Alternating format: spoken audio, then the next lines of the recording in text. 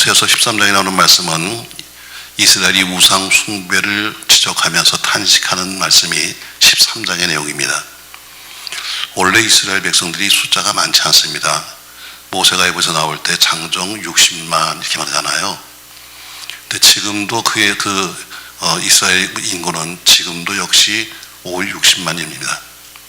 그러니까 옛날에 처음 출애굽했을 때보다 지금 그렇게 많아진 것도 아니고, 예수님 당시에는 한 500만 정도 됐었다. 또 지금도 약 500만. 그러니까 처음에 출애굽했을 때 우리가 장정 60만 하지만, 거기 60만이면 한 아이들은 빼고 또 노인들 빼고 하니까 한 200만, 300만 됐을 것 같아요. 거의 그렇게 크게 많이 늘지 않았습니다. 근데 지금도 이스라엘의 인구는 한 600만 정도 된다 이렇게 말하고 있습니다. 근데 그렇게 거의 변동이 없이 그렇게 크게 늘어나지 않았는데 불구하고 이스라엘은 나라도 강원도만 한데 굉장히 무서운 나라입니다. 지금 전 세계를 움직이잖아요. 사실 조그만 손바닥만 나라인데 어떻게 전 세계를 거의 다 움직이고 있는 나라가 이스라엘입니다. 이번 전쟁하는 거 보시오. 여러분 참 무섭게 하잖아요. 그처럼 오늘 본문에 보니까 이렇게 말해요. 1절에 보세요. 에브라임이 말을 하면 사람들이 뭐 했다? 떨었다.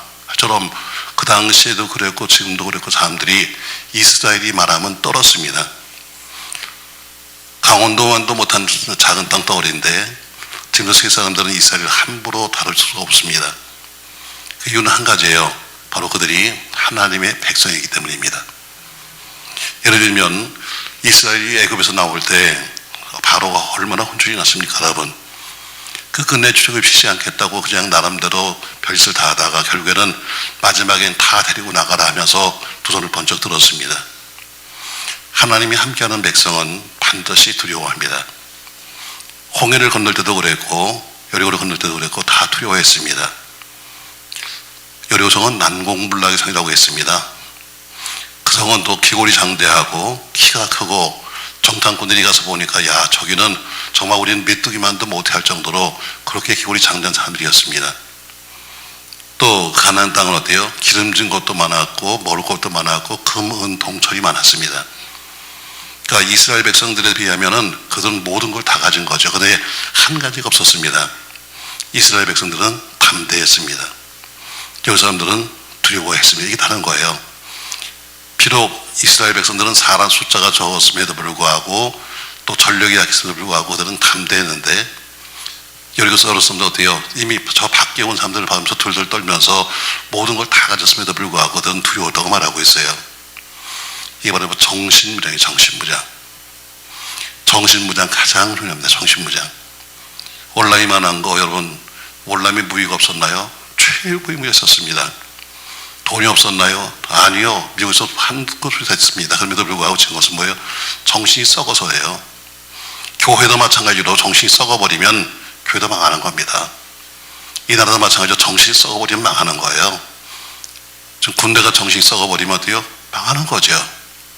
경찰도 마찬가지로 정신은 또 똑같습니다. 여러분 정신세계가 똑바로 돼야 되는데 정신세계가 흐리니까 어때요? 하나님이 함께 하시니까 그들은 강했는데 그들 어때요?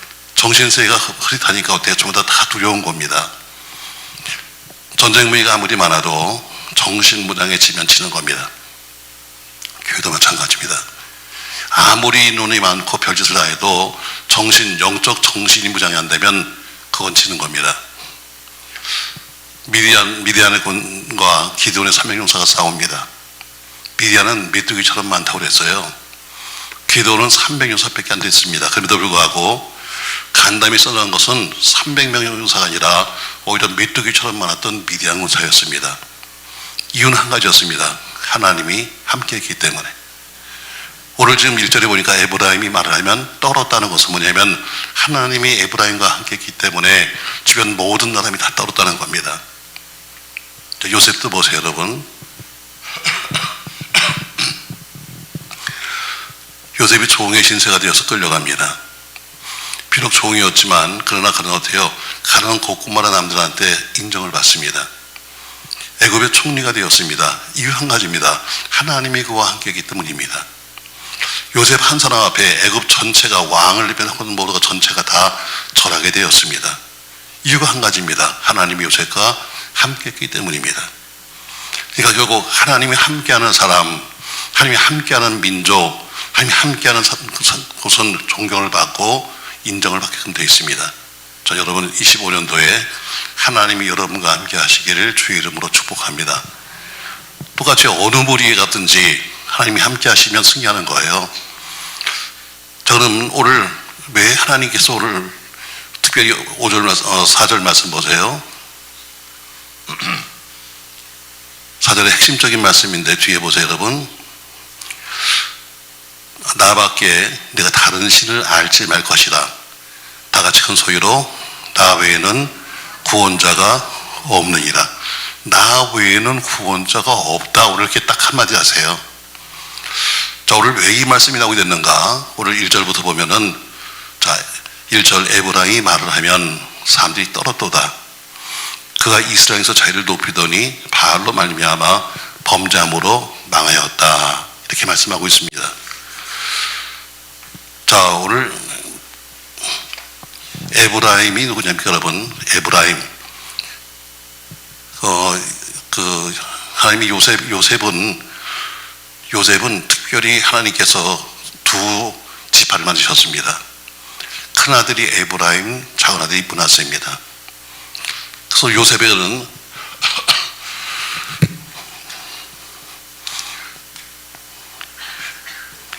요셉을 통해서 에브라임 지파가 생기고 므낫세 지파가 생깁니다. 명문이죠, 여러분. 요셉의 가문이면.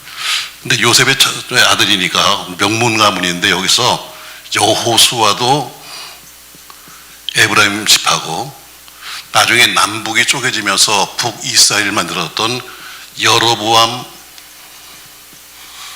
1세도 역시 에브라임 지파입니다. 명문가입니다. 자, 근데 이 명문가였던 이 에브라임이 왜 버림받았는가? 오늘 이게 1절이에요. 하나님이 세우서 명문가가 되었는데 명문가였던 그 집안이 왜 망했는가? 그 이유를 정확히 오늘 말씀하고 있는데 1절에 보세요. 에브라임이 말을 하면 삶이 떨어지다. 왜? 명문가니까. 근데 그가 이스라엘 중에서 자기를 뭐 했다? 높이더니, 자, 첫 번째, 왜 에브라임이 권세를 잊어버렸는가? 왜 에브라임이 권세를 잊어버렸는가? 1절에 보니까 스스로 자기를 뭐 했다? 높였다는 게 뭐예요? 교만이에요. 남들이 주변 사람이 다 두려워했습니다. 왜? 워낙 명문가니까. 근데 그렇게 되니까 어때요? 자기를 높였다. 스스로 교만한 거예요. 결국 왜 버림받았는가 하면 하나님이 높이 세우셨는데 스스로 교만을 떠니까 버리시는 거예요. 또 2절에 보니까 이제는 그들은 서로 더욱 범죄하여 그 은으로 자기를 위하여 우상을 만들었는데 그때 정교함을 따라 우상을 만들었으며 해서 두 번째 이유가 있는데 바로 우상 숭배의 범죄를 시작했다는 것이죠. 여로보암 1세가 왕 되자마자 자기 정치적인 목적을 가지고 어때요? 사람들이 예루살렘으로 가지 못하게 하기 위해서 남쪽으로 못 가게 만든 것이 금송아지입니다. 금송아지 만들어 놓고 사람들이 말하잖아요. 굳이 거기 가지 마라. 그렇게 멀리까지 가냐? 여기다 님이 계신다면서 금송아지 만들어 놓고 금송아지한테 우상숭배 시킨 것이 바로 여로보암입니다. 결국 왜 이스라엘은 에브라임은 그 권위를 잊어버렸는가 하면 자기를 높이는 교만, 스스로 자기를 높이는 교만 때문에. 두 번째는 우상숭배의 범죄를 시작했기 때문에 하나님이 세우신 권위가 무너지는 겁니다. 우리도 마찬가지로 왜 우리 권위가 무너지는가 하면 자기 스스로 조금만 더 살려고 나면 자기 쭈쭈거리면서 뭔가 자기가 말 좀 하려고 그러는데 그게 스스로 자기가 무너지는 겁니다. 두 번째, 자기가 서야 될 자리가 아니라 다른 자리 쓴 거죠. 자, 그러면 이스라엘의 우상숭배가 뭐냐? 자, 우상숭배 했는데 우상숭배가 2절에 나오고 있어요. 도대체 뭘 했는데? 2절 말씀 보세요. 자, 2절. 이제는 그들은 더욱 범죄하여 그 은으로 자기를 위하여 우상을 만들 때 첫 번째 은으로 누굴 위해서? 거기다 빨간 줄 주세요. 자기를 위해서, 은으로 자기를 위해서 우상을 만들었어요. 은으로 자기를 위해서 우상을 만들었다. 자, 원래 하나님 말씀하시기를 금도 내 것이요, 은도 내 것이요, 동도 내 것이라 그랬어요. 학교에서 2장 8절에 보니까 말씀하십니다. 은도 내 것이다. 금도 내 것이다.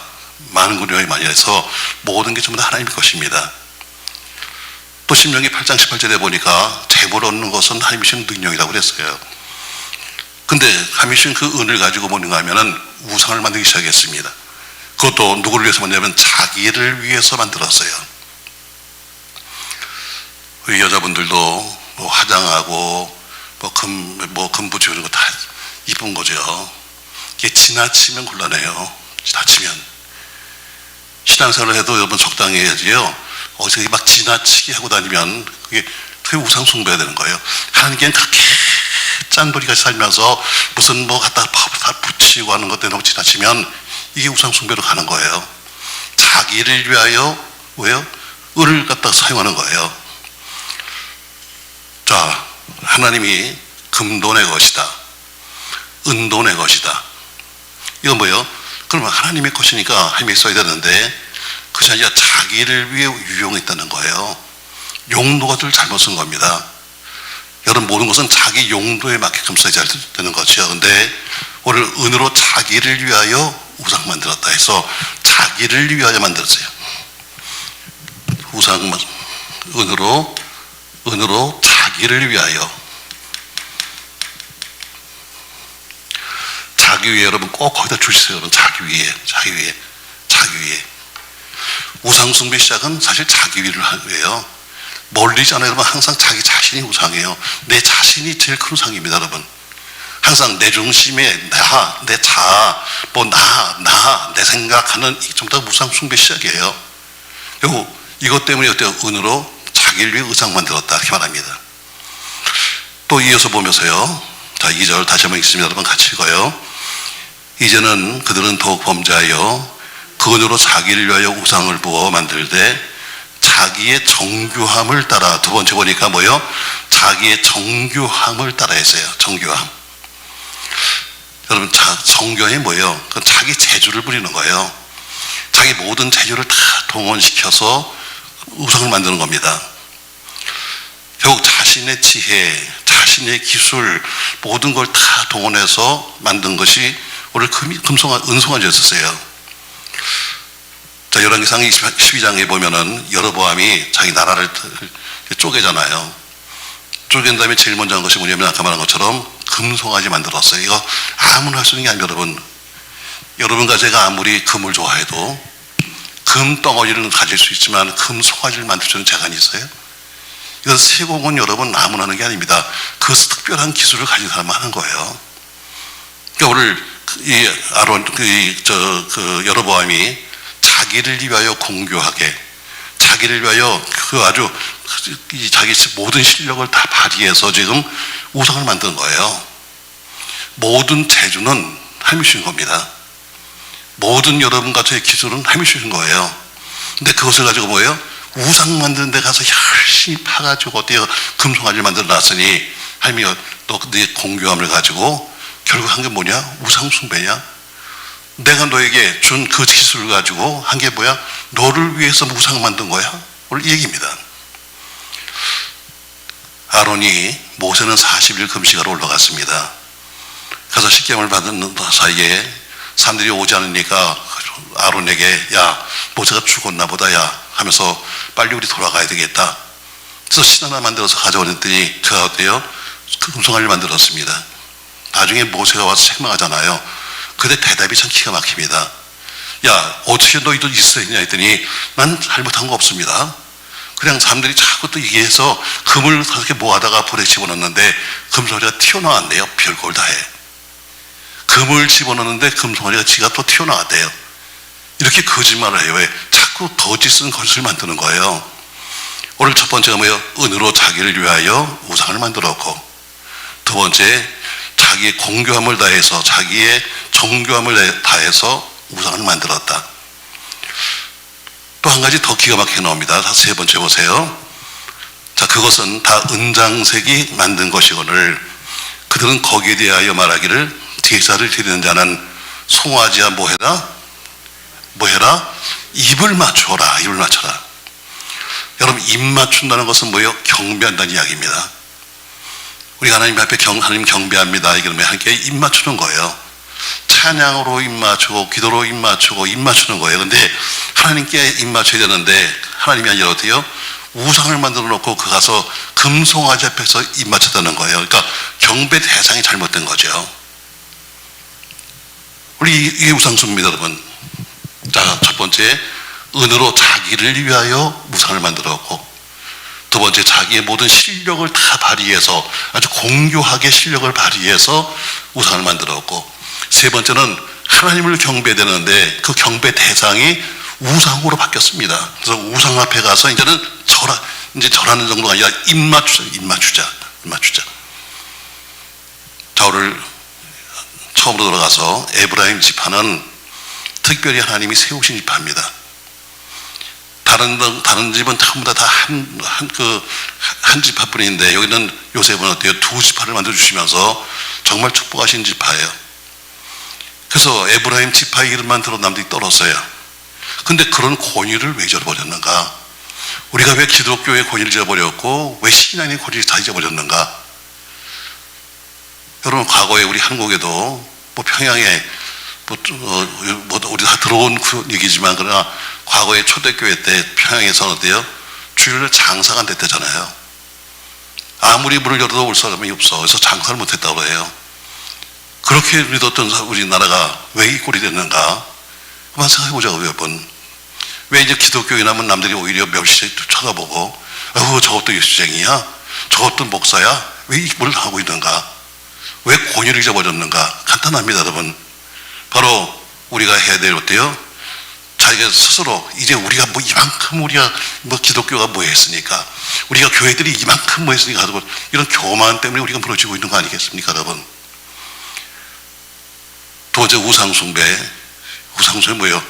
아주 쉽습니다, 여러분. 그냥 우상숭배 우리는 뭐 절이나 하는 거 그게 아니라 하나님 이외에 다른 것을 섬기는 게 우상입니다. 하나님의 자리에 돈이 앉으면 돈이 우상이고, 하나님 자리에 자식이 앉으면 자식이 우상이고, 하나님 자리에 물질이 앉으면 물질이 우상이고, 하나님 자리에 앉히는 것이 우상입니다. 우리 마음 중심의 의자는 하나밖에 없어요. 그 의자에는 주님이 계셔야 합니다. 근데 주님은 땅바닥에 계시고 대신 다른 것이 턱 올라가서 앉아 있는 거예요. 그리고 우리는 어때요? 우린 주님을 믿습니다 말하지요. 아니요, 믿는 게 아니에요. 하나의 그냥 주님을 어때요? 그냥 붙어 다니는 거지. 우린 지금 딴 걸 믿고 있다고요. 이게 우상 숭배입니다. 아주 쉽게 말하면. 그러니까 우리가 왜 권위를 잃어버렸는가? 우리가 마음을 세상으로 뺏겼습니다. 마음을 세상에 뺏기고 나니까 어때요? 껍데기만 예수쟁이지 속은 아니거든요. 그러니까 남들이 어때요? 우습게 보는 거죠. 자, 왜 권위를 잊어버렸는가? 자기를 높이는 교만 때문에. 두 번째는 바로 우상 숭배 때문에. 그들이 어떻게 우상 숭배했는데? 2절에 보니까 은으로 자기를 위하여 우상을 만들었고, 또 자기의 공교함을 다해서 자기 재능을 다해서 우상을 만들었고, 또 세 번째는 가서 하나님을 입맞춰야 되는데 오히려 이제 우상한테 가서 입맞추면서 경배하는 우상 숭배를 우리가 하고 있으니까 너희가 에브라임이 권위를 잊어버렸다는 겁니다. 그럼 결과가 뭡니까, 여러분? 이게 우리가 신앙인의 권위를 잃어버리면 3절처럼 되는 겁니다. 3절.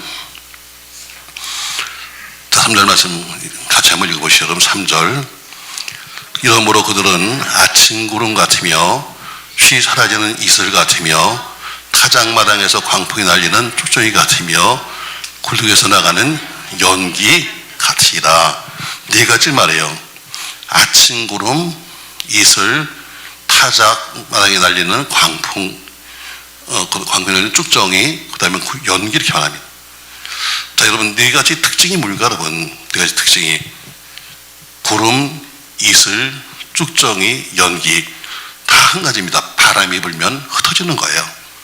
아무리 구름이 잔뜩 껴도 바람이 불면 없어지는 거고, 아무리 이슬이 내려도 바람 불면 없어지는 거고, 쭉 정의도 연기도 마찬가지로 바람 불면 다 흩어지는 거예요. 말씀드리면 여러분같이 지식이나 기술이나 체험이나 믿고 사는 인간이라면 그런 우리가 모습을 산다면 우리는 알맹이 없는 곡식이요 연기요 이슬입니다. 자, 바벨탑을 쌓을 때 바벨탑을 쌓는 것도 여러분 이유가 있었습니다. 노아 홍수 시대가 지난 다음에 그 노아의 홍수에 대해서는 다들 사람들이 어떻게 그 당시만 해도 알았거든요. 우리 선조가 다 죽었어. 다 죽었다.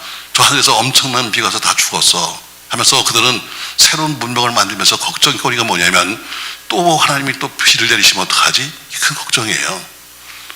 그러다가 누가 얘기했겠죠. 걱정하지 말자. 우리가 저 비가 보니까 하늘에서 구름 위에서부터 오는 건데 구름 꼭대기 위에 올라가 살면 되잖아. 또 비가 오면 구름 꼭대기에 올라가서 살고는 걱정 없는 거 아니야? 그래서 쌓기 시작한 것이 바벨탑인데 어디냐면 구름까지 다 짜고 하는 거예요. 이것이 바벨탑의 시작입니다. 창세기 1장 4절에 보니까 자, 성과 대를 쌓아서 대 꼭대기를 하늘에 닿게 하여 우리 이름을 내고 온 지면에 흩어짐을 면하자. 그게 바벨탑을 쌓는 이유가 하나였습니다.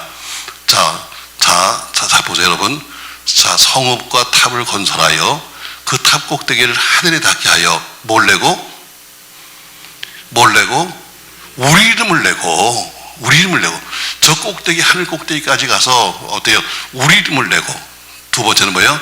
흩어짐을 면하자. 하나님은 생육하고 번성해서 흩어지는 것이 하나님의 뜻입니다. 우리 구역끼리 봐가지고 맨날 우리 구역끼리 흩어지면 나는 교회 그만둬요.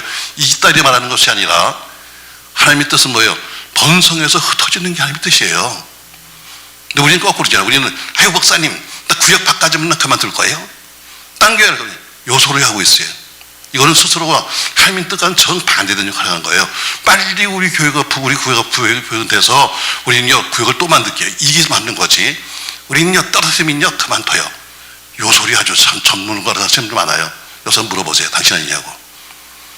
그건 잘하는 소리가 아니에요. 그건 좋은 소리가 아닙니다. 하나님의 뜻은 땅끝까지 어때요? 번성해 가는 거예요.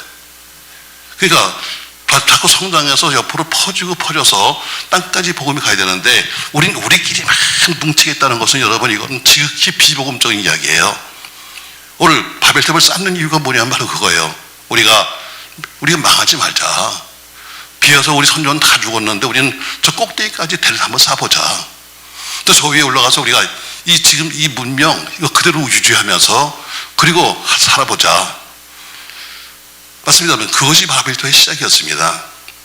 자, 그러면 그렇게 생각해서 쌓았는데 결과가 뭐예요? 하나님이 그 행위가 악하니까 언어를 혼잡게 해서 갑자기 어느 순간부터 말이 안 통하는 겁니다. 지금까지는 어때요? 자, 뭘 쌓으려면은 필요한 게 벽돌이 오르면 저 밑에다가 야 벽돌 좀 보내 했더니 밑에서 벽돌이 오는 게 아니라 모래가 올라온다. 말이 안 통하는 거예요. 갑자기 언어가 혼잡해져가지고. 여러분 하나님이 흩으시면 끝나는 거예요. 아무리 안개가 끼고 아무리 구름이 끼고 아무리 추정이 있어도 바람 불면 끝나는 것처럼 하나님이 흩어버리면 끝나는 겁니다. 아무리 자욱했던 연기, 아무리 자욱했던 안개, 영롱 같은 이슬 다 여러분 햇빛 나면 끝나는 거예요. 하나님을 외면하고 반대하다가 잘 되는 역사가 없습니다. 하나님을 반대하는 역사가 잘 되는 게 하나도 없어요. 그래서 우리는 여기서 복음을 드려야 돼요. 복음이 4절이에요. 자, 너희가 결과가 3절이야. 이렇게 될 거야. 내가 지금 계속해서 이렇게 내가 세운 권위를 네가 잊어버리면 너희는 아침 구름같이 사라지는 이슬같이 되고 그 다음에 쭉종이같이 되고 영이같이 돼. 그러니까 4절이 복음이요. 4절 말씀.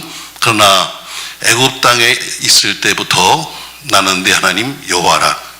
나밖에 내가 다른 신을 알지 말 것이라. 나 외에는 구원자가 없느니라. 그러니까 너는 나만 보고 살아야 돼. 끄떡정거려봐. 첫날인데. 그러니까 우리는 어때요? 하나님만 보고 살아야 돼. 네 머리 굴리지 말고 네 생각하지 말고 잘난 척하지 말고 너 애굽에서 나올 때부터 내가 네 하나님 아니야. 네가 중간에 수없이 무슨 배신을 하고 무슨 뭘 만들고 뭘 떠들었지만 그러나 결국엔 나밖에 없잖아 하면서 말씀하기로 했대요. 나 외에는 구원자가 없느니라. 바로 이게 복음이죠. 4절이 복음입니다. 말씀해 이사야 43장 11절 말씀에서도 마찬가지로 나 곧 여호와라 나 외에 구원자가 없느니라. 이사야 45장 21절에서도 나 외에 다른 신이 없다 이렇게 말한 것처럼 나 외엔 다른 구원자가 없는 거야. 나만이 구원자야. 이것이 어때요? 신약시대에 와서 예수님을 통해서 성취되었습니다. 예수 위에는 구원받을 만한 이름이 없다고 말씀하잖아요. 그러니까 우리는 오직 예수 그리스도 그분의 이름으로만 구원을 받는 겁니다. 구약에 나는 구원자다, 나 외엔 구원자가 없다는 것이 신약에서 어때요? 예수 그리스도 그분이 길이요 진리요 생명으로서 우리 이어지는 겁니다. 자, 1절과 2절, 1절에 왜 에브라임이 고인을 잊어버렸는가? 자기가 스스로 높아지는 교만 때문에, 우상 숭배 때문에. 결국에는 뭐예요? 그러면 결국에는 이슬 같고 쭉정이 같고 연기같이 되고 말 거야. 그러니까 나밖에 없잖아. 이게 4절로 좀 이어지는 복음이에요. 자, 그러면 만약에 계속해서 네가 떠나면 나밖에 없다는 복음을 주시면서 그럼에도 불구하고 네가 나를 계속해서 떠나버리면 어떻게 되는가? 5절부터 8절까지가 계속 나를 버렸을 때 오는 결과입니다. 자, 5절부터 8절 같이 읽어요. 내가 광야 마른 땅에서 너를 알았거늘 그들이 먹여준 대로 배가 불렀고 배가 부르니 그들의 마음이 교만하여 이로 말미암아 나를 잊었느니라. 그러므로 내가 그들에게 사자 같고 길가에서 기다리던 표범 같으니라. 내가 새끼 잃은 곰같이 그들을 만나 그의 염통 컵불을 찢고 거기서 암사자같이 그들을 삼키리라. 들짐승이 그들을 찢으리라. 아멘. 자, 5절 8절에 보니까 사자, 표범, 곰이 너희를 찢을 것이다 이렇게 말하고 있습니다. 여러분, 사자나 곰, 표범이 뭐예요? 아주 포악한 짐승들입니다. 사나운 짐승이잖아요. 그러니까 만약 내가 계속해서 나를 버리고 떠나면 결국 그것들이 너를 핥히고 찢고 너를 삼켜버릴 것이다 이렇게 말한 겁니다. 뭐 우리 한국에는 뭐 그런 데가 많지 않겠습니다만 외국에는 뭐 자연 사파리가 많잖아요. 뭐 저도 못 가봤으면 뭐 용인에 가면은 그 옛날 자연 농원인가요? 거기 가니까 세상에 호랭이가 길바닥에 누워 있더라고요. 보셨어? 나는 어린이집 애들 데리고 가서 봤어요. 뭐 딴 데 갈 일이 없으니까 어린이집 애들 태우고서는 옛날에 운전하고 갔는데 보니까 아이고 재밌더라고요. 늙어도 재밌더라고요. 버스 타고 가는데 호랭이가 막 이렇게 나타나고 사자가 와서 엉엉거리고. 여러분, 우리가 사자곁을 지나가도 무섭지 않습니다. 이건 한 가지예요. 차 안에 타고 있으니까, 문이 잠겨 있으니까. 마찬가지 여러분, 만약에 문이 열리거나 혹은 문장이 뜯어 나간다면 당장 죽을 겁니다. 마찬가지로 예수 밖에 나가면, 시당 밖에 나가면 우는 사자같이 삼킬 자를 찾는 원수마귀가 기다리고 있어요. 평상시에는 그냥 순하게 옆에서 와서 어때요? 우리 쳐다보는 거였지만, 그러나 일단 문이 열리면 담겨드는 것처럼 원수마귀도 마찬가지로 여러분 옆에서 여러분을 싹 보고 있지만 일단 문만 열리면 밖에만 나가면 여러분 저를 벌써 향해서 달려들 거예요. 그래서 예수 버스 안에 있는 게 안전한 것처럼 하나님 안에 있는 것, 예수 안에 있는 것이 최고의 안전입니다. 그래서 하나님 떠나지 말라는 거예요. 네가 밖에 나가면 너 죽어. 사자도 표범도 곰도 다 너를 향해서 어때 지금 손을 벌리고 있는데 지금 웃고 있지만 웃는 게 아니야. 끄떡거려봐. 웃고 있지만 웃고 있는 게 아니야. 웃는 척하는 거지. 왜? 너 내려라. 아이고 저 사자는 저 맨날 웃고 앉아있네. 저건 아이고 저건 바본가 봐 하면서 내려봐. 죽는 거예요. 그렇게 지금 어때 원수마귀는 여러분과 저기 와서 그 짓 하고 있는 거예요. 아유 오세요. 제가 걱정하지 오세요. 일단 예수만 벗어나면 어때요? 그건 끝나는 거예요. 맞습니다 여러분. 그래서 베드로전서 5장 8절에 어때요? 근신하라 기어라. 너 대적마귀가 우는 사자같이 돌아다니며 삼킬자 찾는다. 네가 예수 안에 있으면 안전하지만 예수 밖에 나가는 순간에 넌 죽음이야. 아멘. 우리가 예수가 아무것도 아닌 것 같아요. 여러분, 신앙 안에 있으니까 이 모양이지, 신앙 벗어나는 순간에 우리 무너지는 거예요. 그걸 하셔야 됩니다, 여러분. 뭐 예수를 믿으나 안 믿으나 그 비슷한 똑같은 거 아니겠어요? 그 뭐 교회를 가는 건 똑같아. 아마 그럴 거예요. 왜? 아무런 느낌이 없으니까. 그래야 버스를 타나 안 타나 호랭이가 날 잡아먹겠어요? 한번 해봐. 자연농원에 한번 단체 가서 한번 해볼까? 걸어서 그냥 거기 한번 들어가 볼까? 어떻게 걔들이 뭐라 그러냐? 아이고 오셨어요 할렐루야 그러나, 아이고 이게 웬 밥이야. 나 같으면 또 통통하니까 또 얼마나 좋아하겠어요. 여러분, 우리가 분명히 말씀하십니다. 여러분, 오늘 첫날이에요. 뭐라고 말씀하십니까? 여러분, 왜 너는 권위를 잊어버린 거야? 왜 너는 목사의 권위를 잊어버리고, 넌 왜 장로의 권위를 잊어버리고, 넌 교회의 권위를 잊어버리고, 왜 신앙인의 권위를 잊어버린 거야?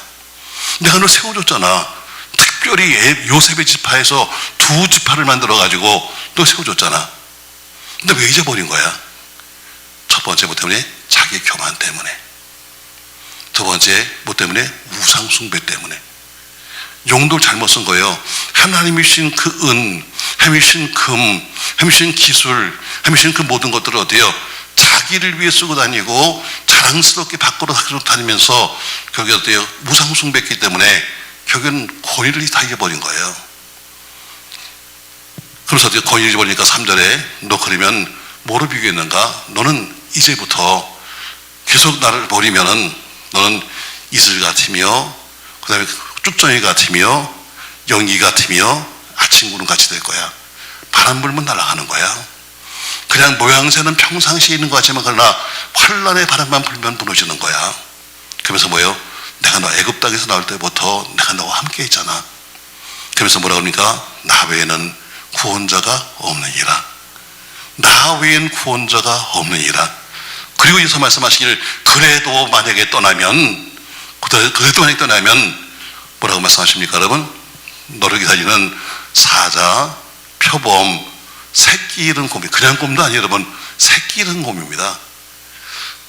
곰이, 여러분, 곰이나 짐승이 가장 여러분 절박할 때가 언제예요? 새끼 잃어버렸을 때. 새끼 잃어버린 엄마처럼 새끼 잃어버린 곰이 지금 어때요? 최고의 지금 신경이 지금 아주 예민할 때인데 그 곰이 널 기다리고 있는 거야. 이렇게 말씀하고 있습니다. 그러므로 우리는 어때요? 끝까지 벗어나지 말고 최고의 안전지대는 하나님이시다. 여러분과 제 최고의 안전지대는 누가 뭐라고 해도 남들이 볼 때는 아무런 울타리가 보이지 아니하고 남들 때는 아무런 손길이 보이지 아니하고 남들 때는 아무것도 없는 것 같이 보이든 할지라도 우리의 울타리는 하나님이시다.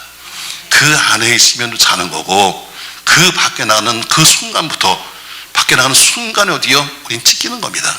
마치 표범에게 또 그리고 그 새끼 잃어버린 곰에게 찢기는 것처럼 사랑하는 성도 여러분, 예수 곁에 있고 예수 안에 있으면 내 마음이 혀가 있지만 예수 밖에 나가면 그 순간에 우리는 또 1년 동안 쭉 고생하다 끝날 겁니다. 아무쪼록 예수 안에 계시고 오늘 4절에 있는 말씀 나 외에는 구원자가 없느니라 꼭 기억하시면서 믿음으로 승리하는 여러분과 제가 되시기를 예수님의 이름으로 축복합니다.